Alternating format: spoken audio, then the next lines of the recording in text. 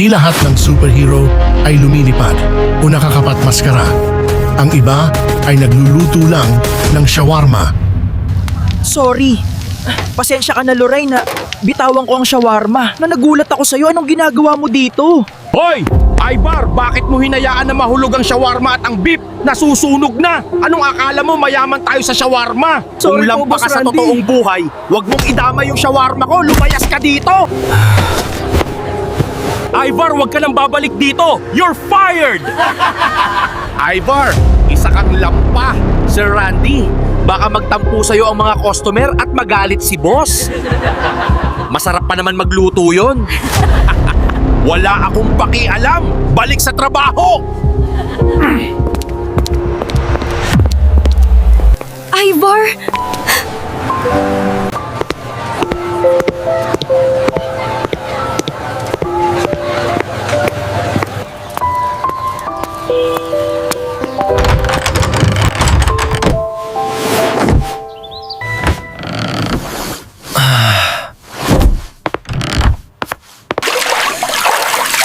Nako, late din ako sa date namin. Lola, pabili po ng bulaklak. Salamat na po. Si Lorraine, ba't may kasama siyang iba?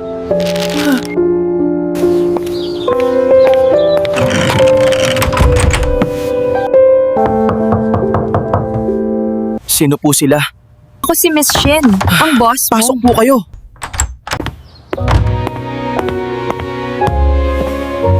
Ano pong sadya niyo sa akin? Alam ko na ang nangyari. Huwag kang mag-alala. Tinanggal ko na si Randy. Sinigawan niya kasi ang mga staff at sinunog niya rin ang restaurant. At ikaw ang hinahanap ng customer, kaya ikaw ang ipapalit ko sa kanya bilang manager. Pag naayos na ang restaurant, siya nga pala, ibibigay ko sa'yo tong libro na galing pa sa lola ko. Basahin mo na lang. Sige, aalis na ako at marami pa akong gagawin. Maraming salamat po. Ingat po kayo.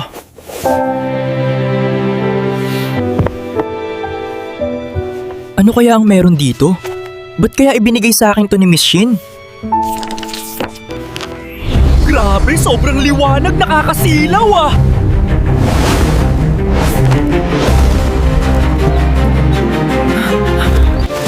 Ha?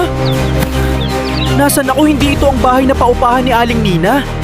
Teka, parang may kakaibang nangyayari sa kamay ko ha. Ang kamay ko, umaapoy, pero hindi masakit.